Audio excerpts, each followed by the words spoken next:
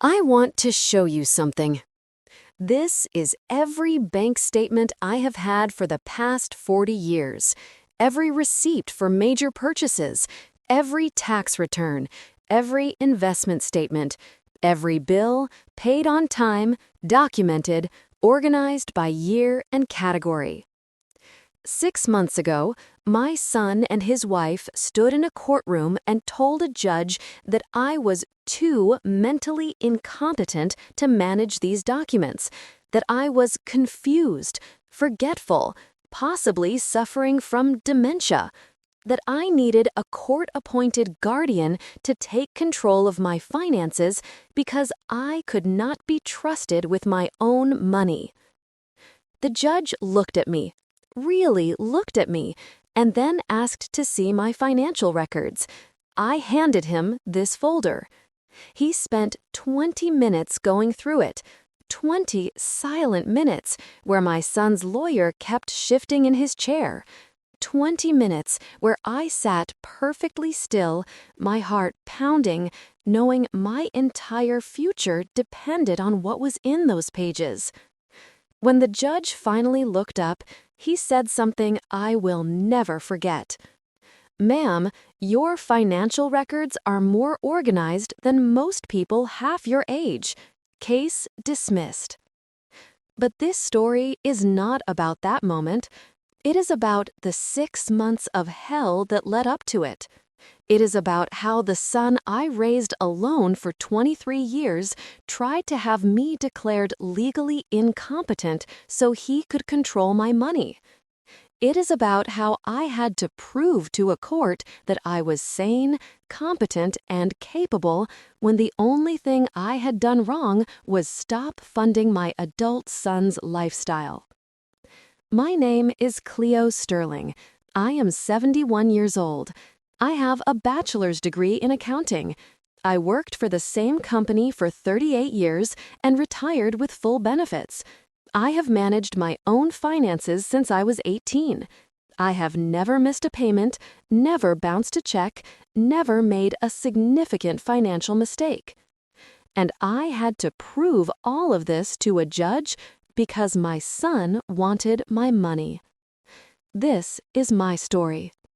If you are a parent who has been threatened, manipulated, or legally attacked by your own children, I want you to know that you can fight back, and you can win.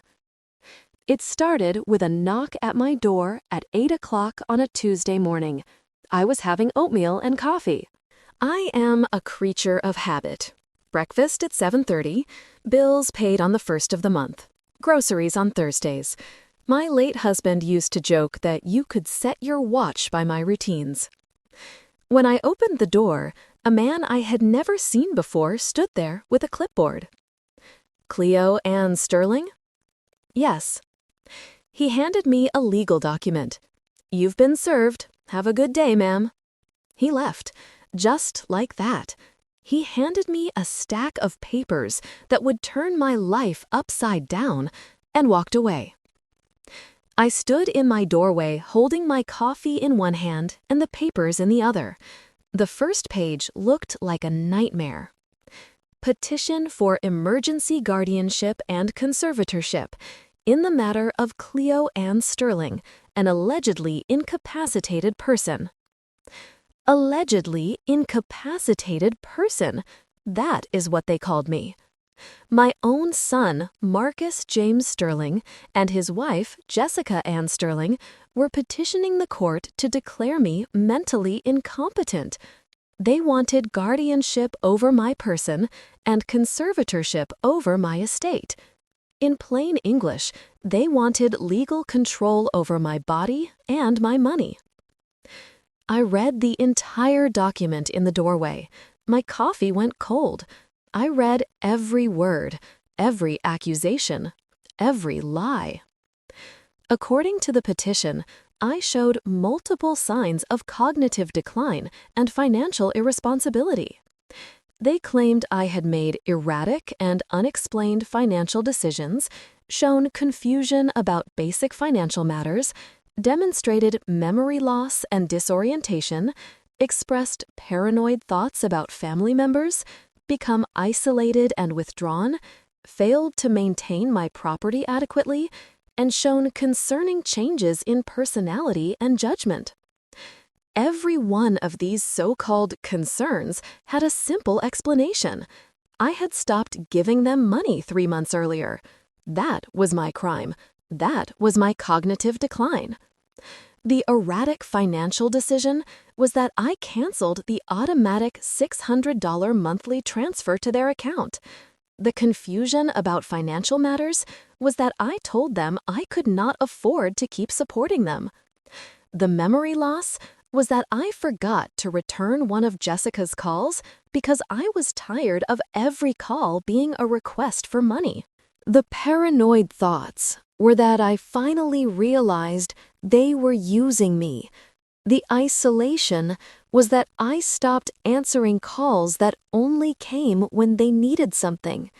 The property maintenance issue was that I fired the expensive lawn service they recommended, which was owned by Jessica's brother, and I started doing my own yard work. The personality change was that I learned to say no. But in legal language, carefully written by their attorney, it sounded like I was losing my mind, that I was a danger to myself, that I needed to be saved from my own incompetence. They asked for an emergency hearing so the judge would rule quickly before I had much time to prepare.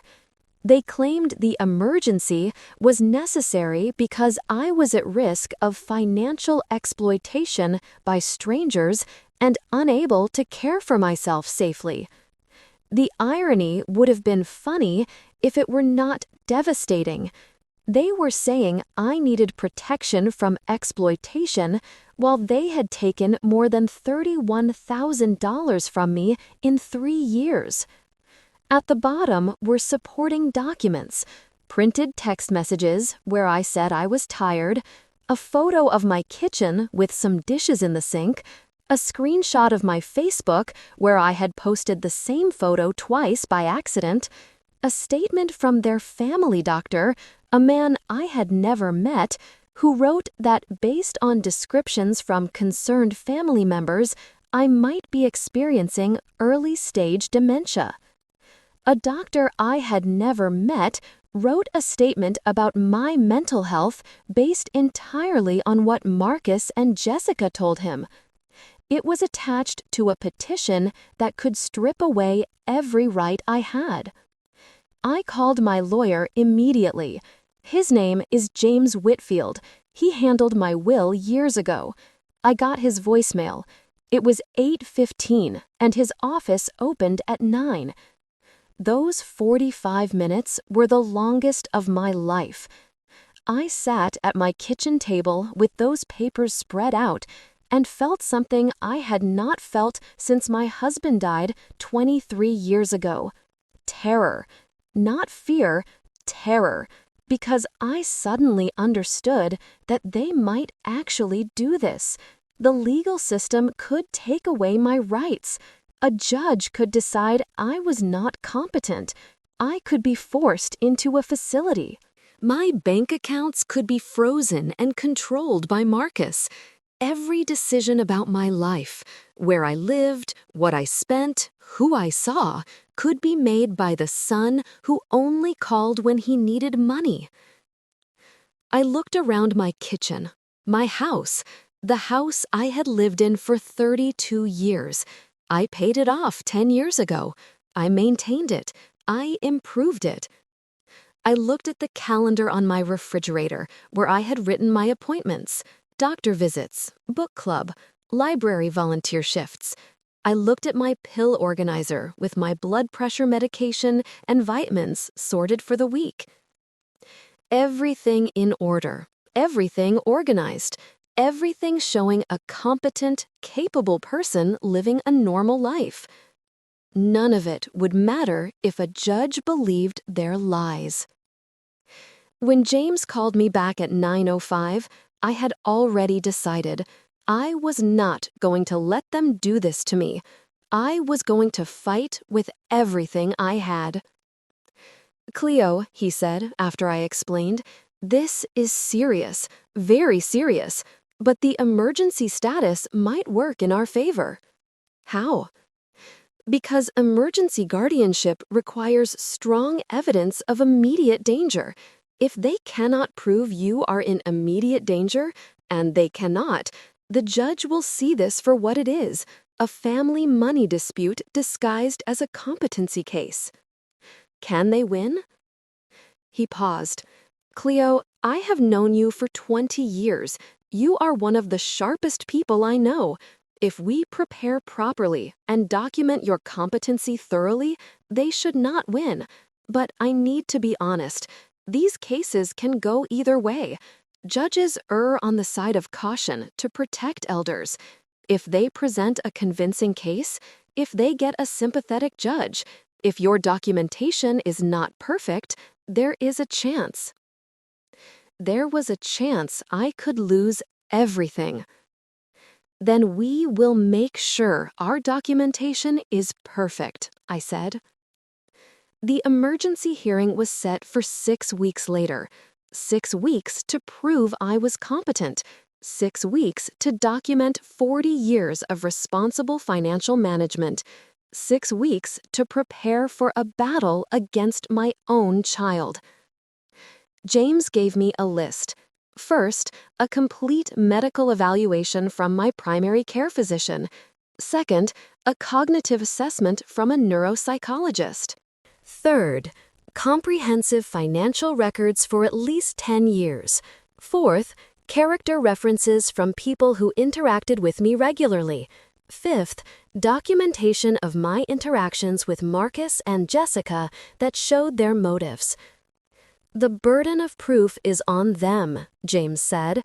"They have to prove you are incompetent, but we will make it impossible for them to do that. Your evidence should be so strong the judge has no choice but to dismiss the petition." I went home and did what I do best. I organized. I started with my financial records. I have kept every bank statement since 1985, every tax return, every investment statement, every major receipt. My late husband used to tease me. He would say, "Vicky, the IRS only requires 7 years." I liked knowing I could prove anything if I needed to. I never imagined I would need to prove my competency to my own son. I pulled everything from the past 10 years and made copies.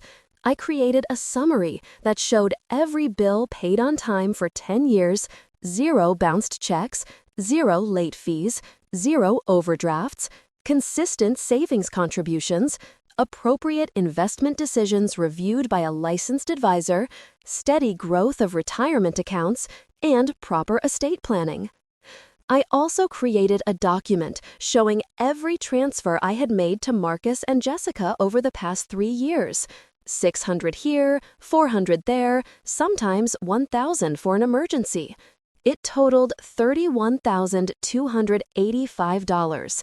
Then I showed the date I stopped, March 15th, 3 months before they filed the petition. The pattern was obvious. As long as money flowed to them, I was a competent, loving mother. The moment it stopped, I suddenly had dementia. The medical evaluation worried me more. I had seen Dr. Patricia Ramirez for 15 years. She knew me, but I was still nervous to ask for her help. "Dr. Ramirez," I said, "I need you to document my cognitive function. My son is trying to have me declared incompetent." She dropped her pen. Then she said, "Cleo, you are one of the most cognitively intact patients I have. You remember every medication, every side effect, every question I have answered. You ask intelligent questions. You follow complex instructions. There is absolutely nothing wrong with your mind." She ran a mini mental state evaluation. I scored 30 out of 30. She did a clock drawing test, a memory test, reasoning and judgment. Perfect. Then she wrote a 3-page letter for my attorney. She did not just say I was competent, she documented why. She listed examples from our appointments. She noted that I managed a complex medication schedule.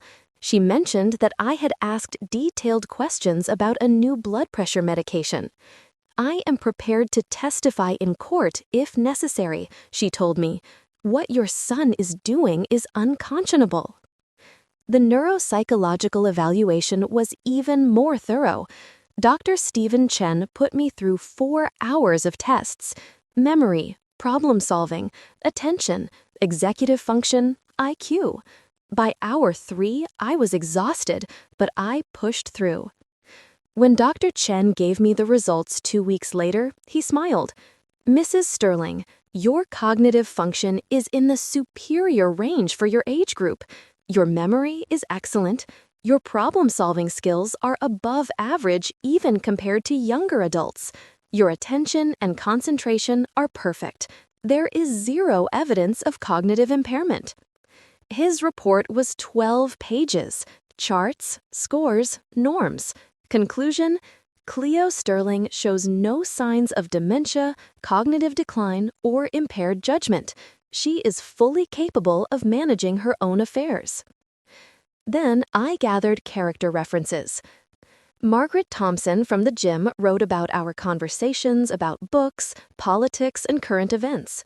She mentioned that I helped her understand Medicare options when she was confused. Linda Nakamura, the head librarian where I volunteer, wrote about my work teaching seniors to use computers. She said you can't teach computer skills if your own cognition is impaired, and she gave examples. My sister Diana wrote about our weekly calls, how I remembered details from weeks earlier and gave sound financial advice. Pastor Williams wrote about my service on the church budget committee and the insights I provided. My neighbor Eleanor Brooks wrote about how I helped her file a complaint with her insurance company and navigated the bureaucracy better than her own daughter, who is a lawyer. The most powerful documentation was something I had been doing for years without thinking of it as evidence. I kept a journal. I wrote about my life, my feelings, my thoughts, about books and current events, about conversations, and about every interaction with Marcus and Jessica, every request for money, every check I sent, every promise to pay me back, every time I felt used or dismissed. James read my journal and said it was perfect evidence. It showed consistent, organized thinking, complex emotional processing, clear memory of events, and sound reasoning. "This journal shows a fully functioning mind," he said. "Someone with dementia could not produce writing this coherent." We had everything: medical proof, psychological proof, financial proof, character witnesses, documentation of their financial exploitation. "Cleo," James said the week before the hearing, "I think we have a strong case, but be ready. Their attorney will try to make you look confused. They will ask questions designed to trip you up. They will try to make you emotional so you seem unstable. Any small mistake will be magnified as evidence of incompetency. What do I do? Stay calm, answer clearly and completely. Do not get defensive. Do not cry, even though you will want to. Treat this like a job interview for the position of person competent to run their own life." The night before the hearing, I could not sleep. I kept thinking about losing, about being declared incompetent, about Marcus getting control of my money and my life, about spending my remaining years in a facility while he spent my savings. Then I thought about my husband, Thomas. He always told me, "Vicky, you are the strongest person I know. You can handle anything." I handled his death. I handled raising Marcus alone. I handled every challenge for 71 years. I could handle this too. The hearing was in Family Court, Division 4, at 9 on a Tuesday. The same courthouse where Thomas and I finalized Marcus's adoption of Thomas's last name when Marcus was 5. Back then, it was a happy place. Now I was back to fight to keep my rights. James met me outside with 3 large boxes. Ready? I nodded. Inside, the first thing I saw was Marcus.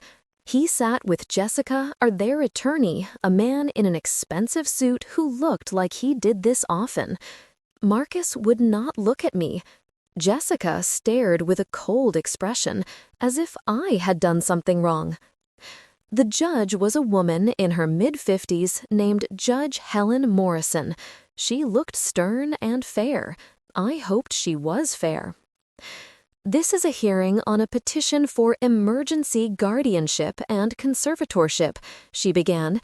Mr. and Mrs. Sterling are petitioning for guardianship over Mrs. Cleo Sterling, alleging she is incapacitated and unable to manage her affairs. Mrs. Sterling is contesting.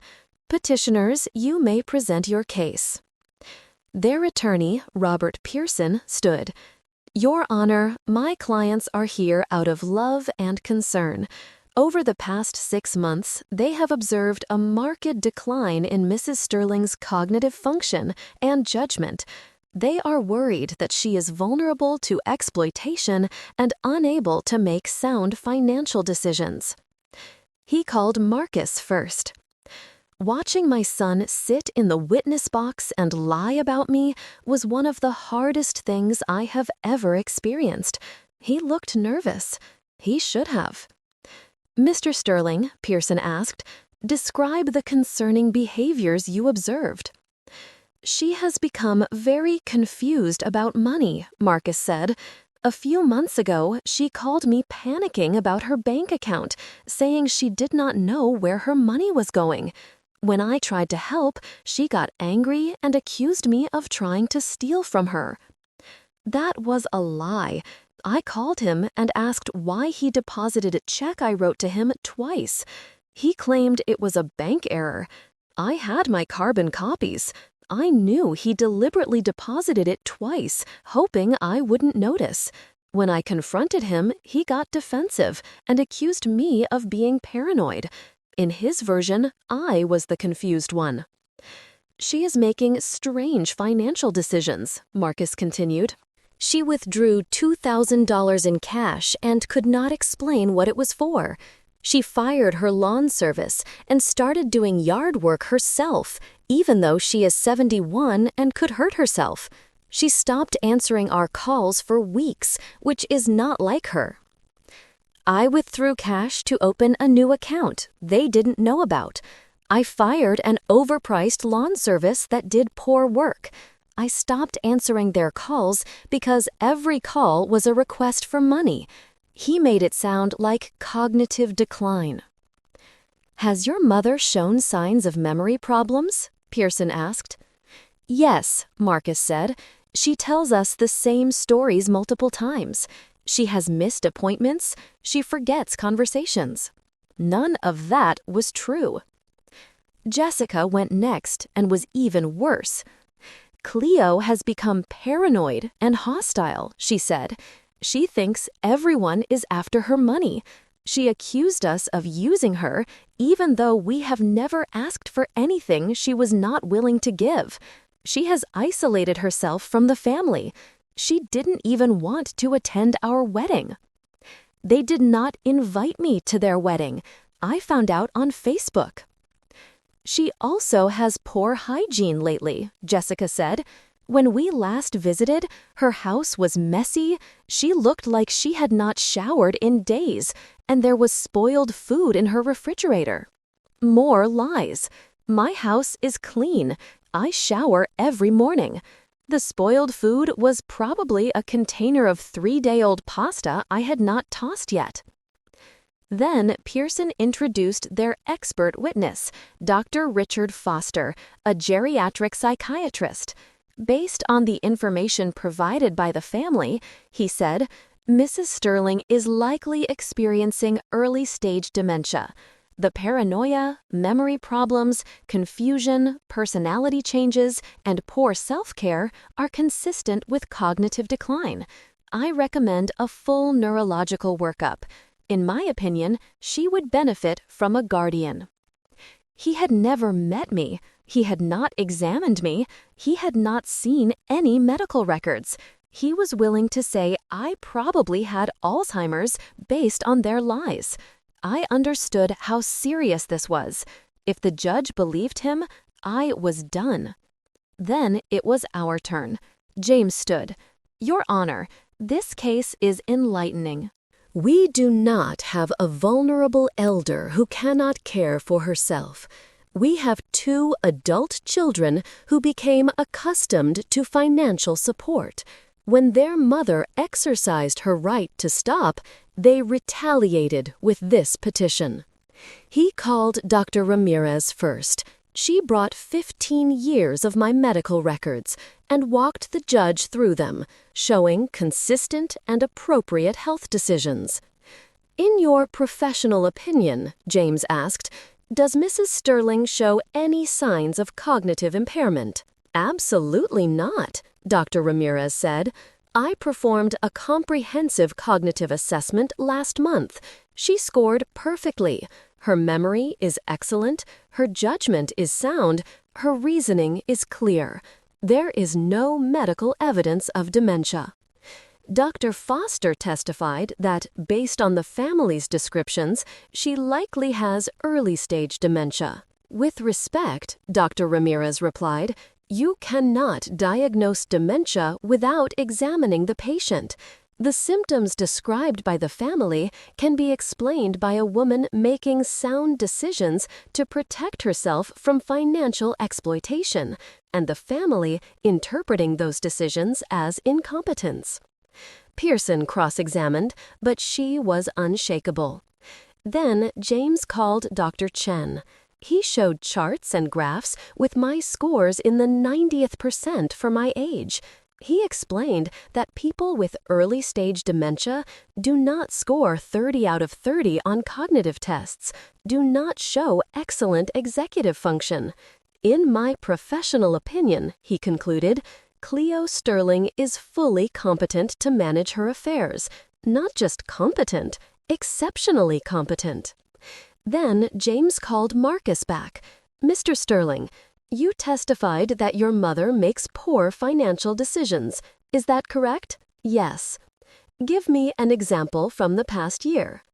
Well, she fired her lawn service because they were overcharging her and doing poor work.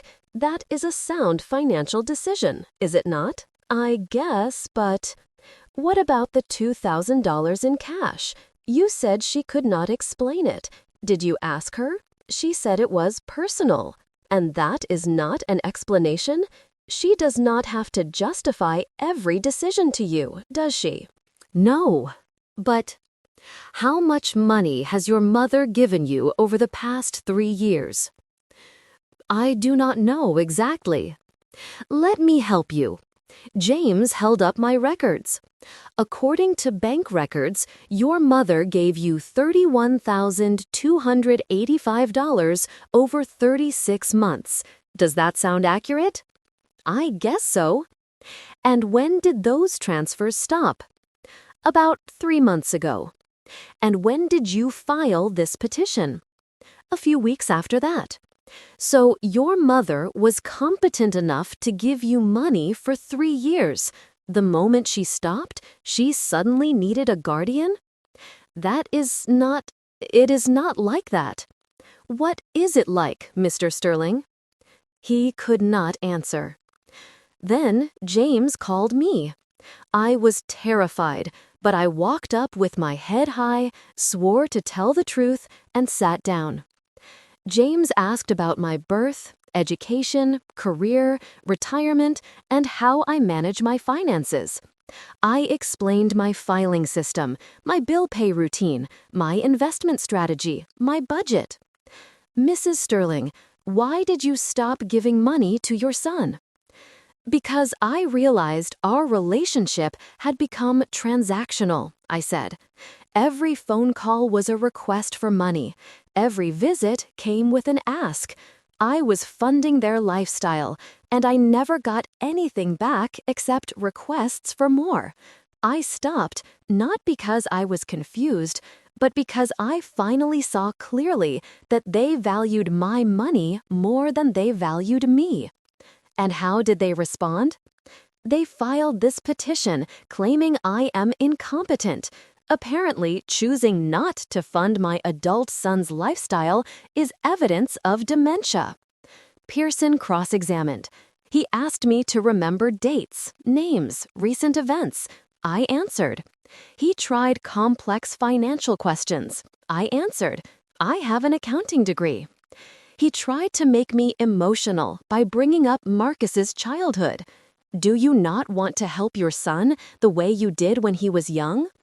Helping my son when he's genuinely in need is my joy, I said.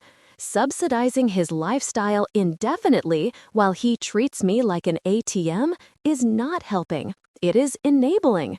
I am not incompetent for knowing the difference. After testimony, Judge Morrison said she wanted to review my financial records.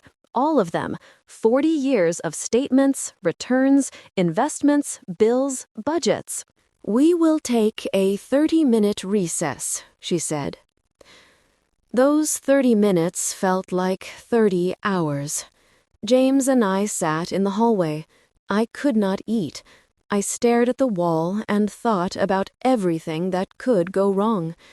James told me I did great. I kept thinking about Dr. Foster's testimony and about judges erring on the side of protecting elders. When we returned, Judge Morrison had my records spread across her desk. I have reviewed the evidence, she said. This is unusual. My heart sank.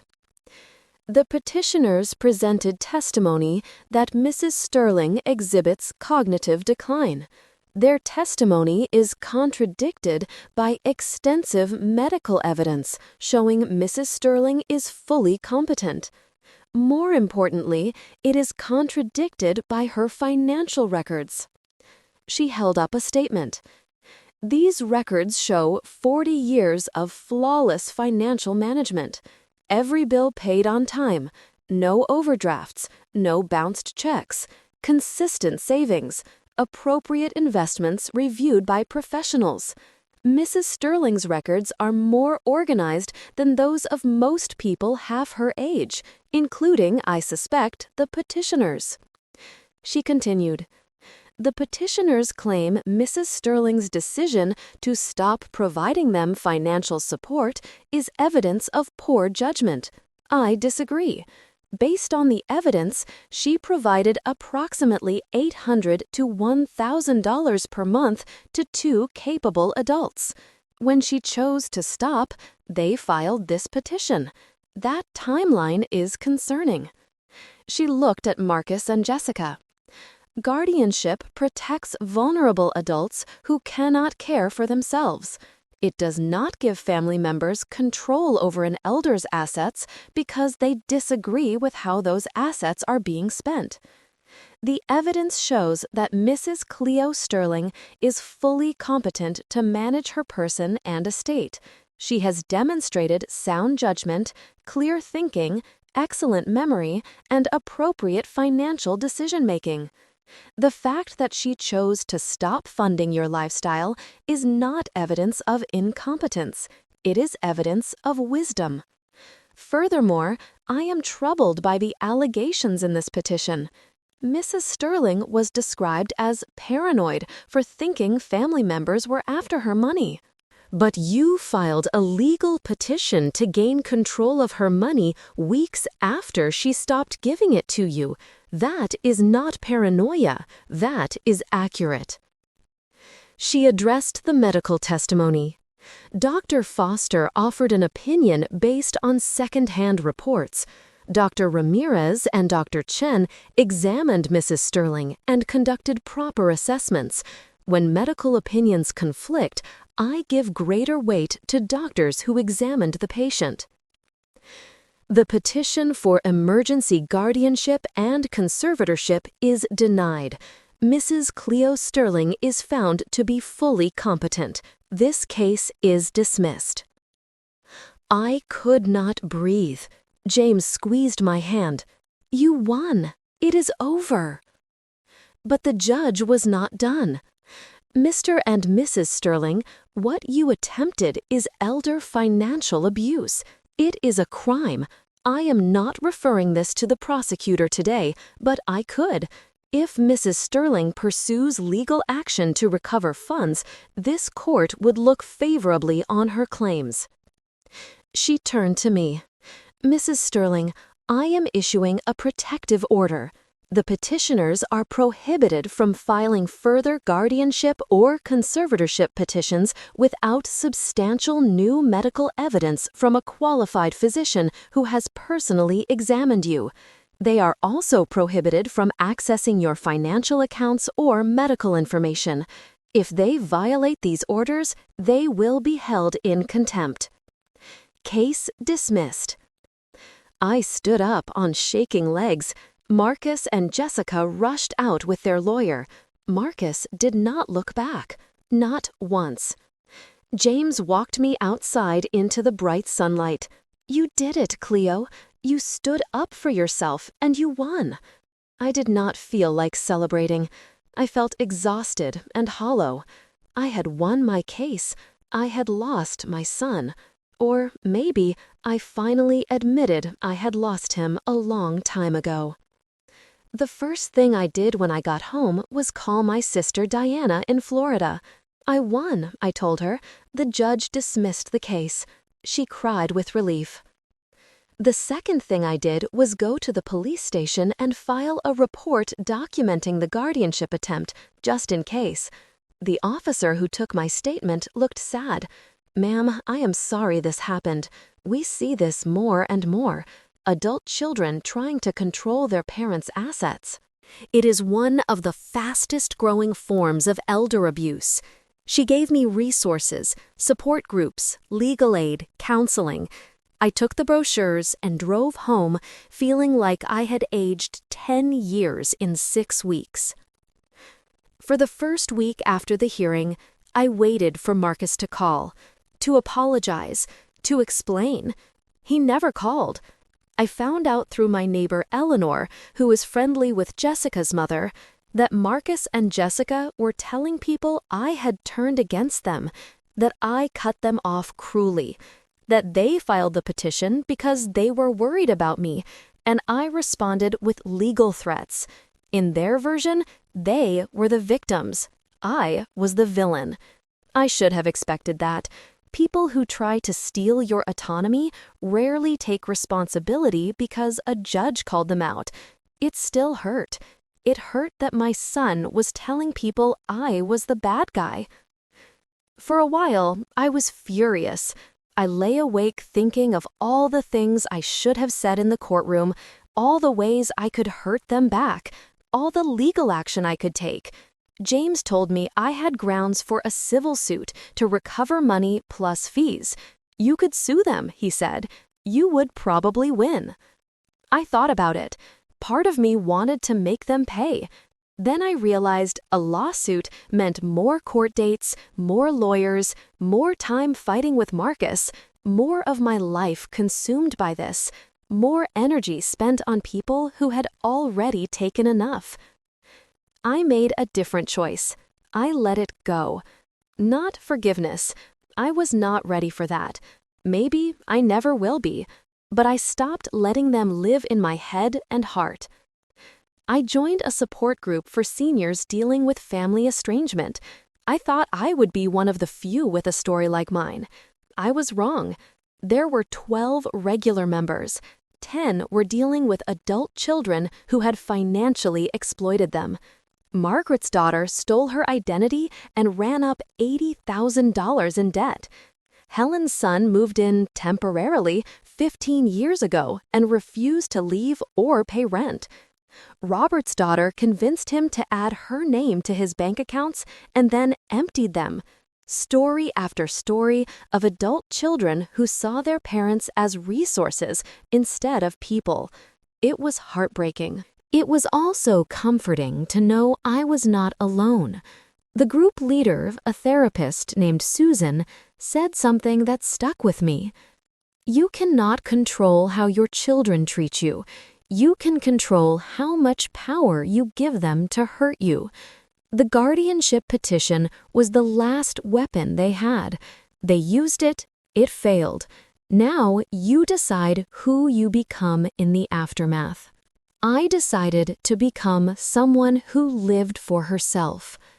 I took the $600 I had been sending Marcus every month and used it for me. I hired a personal trainer at the gym, a lovely young woman named Ashley, who showed me that 71 is not too old to get stronger. I bought a new laptop and took an online photography class. I planned a 2-week trip to Italy, a dream I had since I was 30. I reconnected with friends I had lost touch with while I was busy worrying about Marcus. I volunteered more at the library. I joined the church choir, even though I cannot sing very well. It turns out enthusiasm matters more than talent.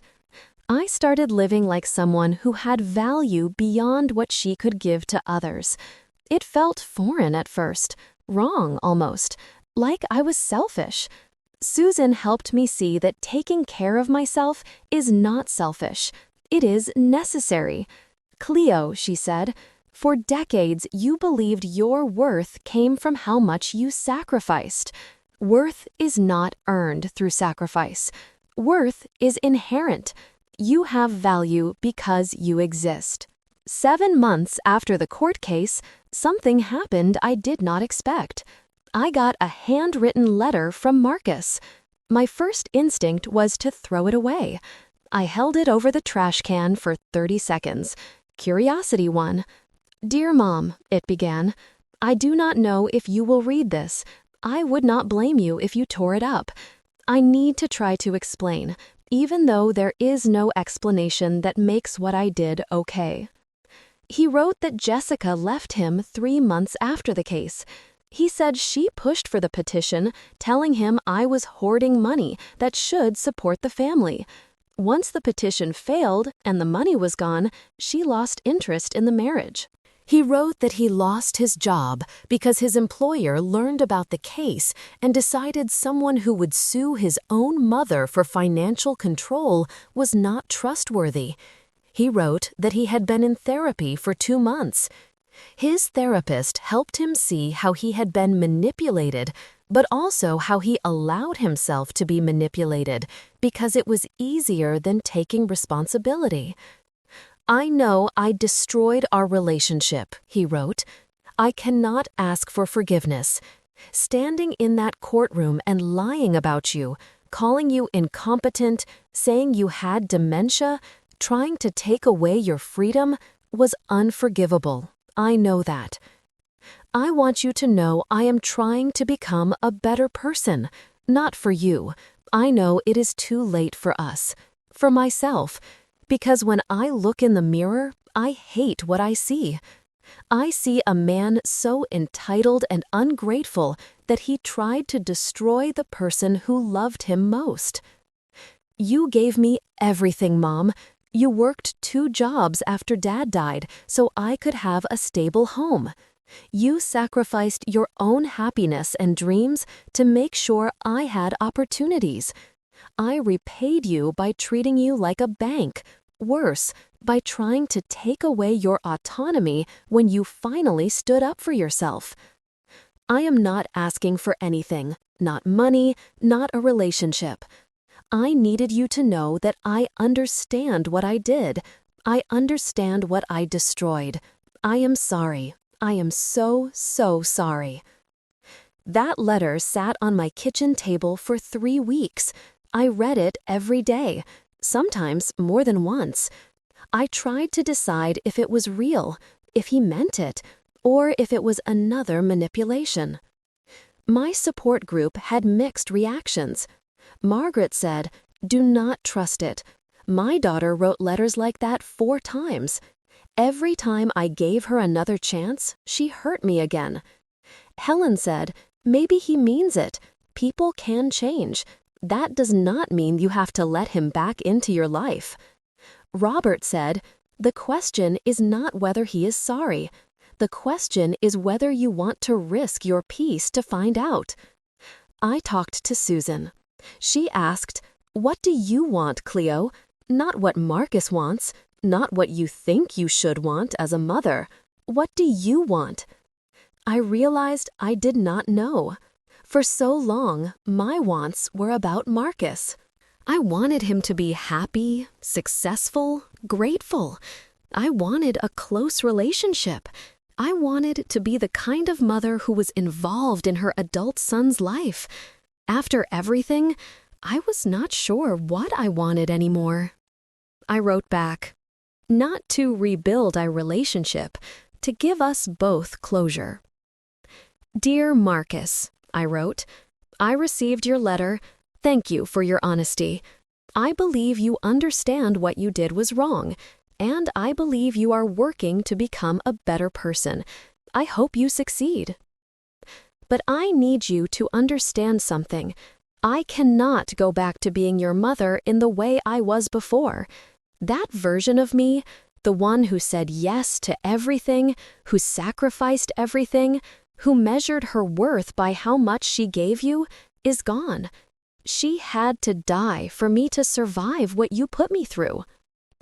Standing in that courtroom and hearing you tell a judge I was incompetent was the most painful experience of my life, more painful than losing your father. Your father's death was something that happened to me. What you did was something you chose to do to me. I do not hate you. I cannot trust you. Not yet, maybe not ever. Trust like that, once broken, is almost impossible to rebuild. If you are committed to becoming a better person, do it for yourself. Build a life you are proud of. Be responsible for yourself. Learn to stand on your own.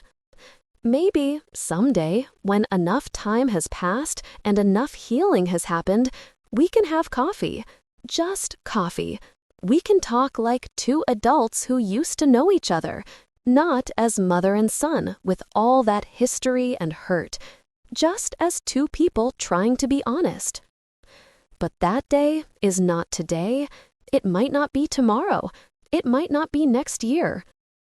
I need you to respect that. I need you to protect myself now, even if that means protecting myself from you. I love you, Marcus. I always will. You are my son. Love is not enough. It never was. I am finally learning that. Take care of yourself. Mom. I sent that letter 2 months ago. Marcus wrote back a brief note. "I understand. Thank you for responding. I will not contact you again unless you reach out first. I love you. Mom." That is where we are. No relationship. No reconciliation. No active conflict. Just distance. Maybe that is okay. It has been almost a year since the hearing. A year since I stood in court and fought for my right to control my life. People ask if I regret how things turned out, if I wish I had kept giving Marcus money to preserve our relationship. No, I do not regret it, not for a second. That was not a relationship. It was a transaction disguised as one. I was lonely and desperate for connection with my son, and I convinced myself that the transaction was enough. It was never enough. I also learned something else. The legal system, for all its flaws, sometimes works. I was terrified that being 71 would make me suspect, that the judge would assume I needed protection because of my age. Judge Morrison did not do that. She looked at the evidence. She saw through the manipulation. She recognized elder financial abuse. She protected my rights. Not every case ends that way, I know that. People in my support group lost their guardianship cases despite being fully competent. They lost control of their lives to family members who saw them as assets to manage, not people to respect. If you are in a similar situation, if your adult children are pressuring you for money, threatening you, or trying to gain legal control, I want you to know this. 1. Document everything.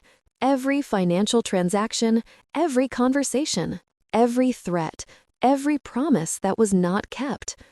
Documentation saved me.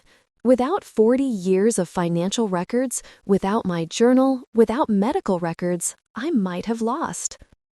2. Get professional help immediately. Do not wait. Do not hope it will get better.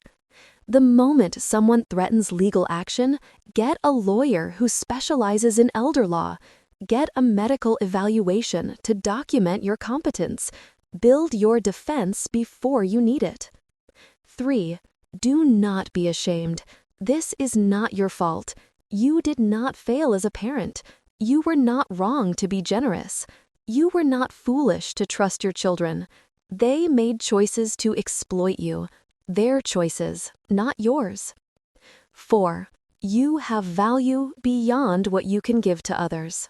Your worth is not measured by how much you sacrifice, how much money you provide, or how much of yourself you erase to make room for others. You matter. Your needs matter. Your peace matters. 5. It is not too late to reclaim your life. I was 71 when I finally stood up for myself. I spent decades being the person everyone else needed me to be. It was not too late to become the person I needed to be. It is not too late for you either. I am 72 now. I live alone in the house I paid for, filled with furniture I chose, with a bank account that belongs only to me. I have friends who value me for who I am, not what I can do for them. I have hobbies and interests and plans. Last month, I went to Italy. I saw the Colosseum. I ate gelato in a small cafe in Rome. I took a gondola in Venice. I did all the tourist things I dreamed about for 40 years while I was busy taking care of everyone else. I was not lonely. I went by myself. I was not lonely. I finally learned how to be good company for myself. I do not know if Marcus and I will rebuild our relationship. Some days I hope we will. Some days I think it is better if we don't. Either way, I will be okay. I have something now that I didn't have a year ago. I have my freedom, my autonomy, my right to make my own choices, even if others don't like those choices. Judge Morrison gave me back my legal rights that day. I gave myself something more important. I gave myself permission to matter. If you are a parent dealing with financial exploitation, manipulation, or legal threats from your adult children, hear me. You are not alone. You are not wrong for protecting yourself. You are not a bad parent for having boundaries. You are a person, a whole, valuable, important person. You deserve to live the rest of your life with dignity, peace, and freedom. I fought for that right in a courtroom. I won. You can win too. My name is Cleo Sterling. I am 72 years old. I have a bachelor's degree in accounting, 40 years of flawless financial records, and a life I am finally proud of. No one, not my son, not his wife, not any judge, not anyone can take that away from me. Thank you for listening to my story. If it helped you, please share it.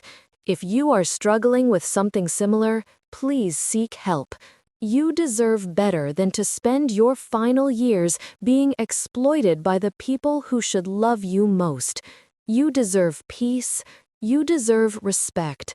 You deserve to be free. If you or someone you know is facing elder financial abuse or guardianship threats, here are resources. The National Center on Elder Abuse, 1-800-677-1116, ncea.acl.gov. The National Association of Elder Law Attorneys, naela.org. Adult Protective Services.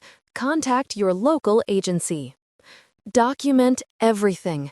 Get legal help immediately. Do not be ashamed. You matter. It is not too late.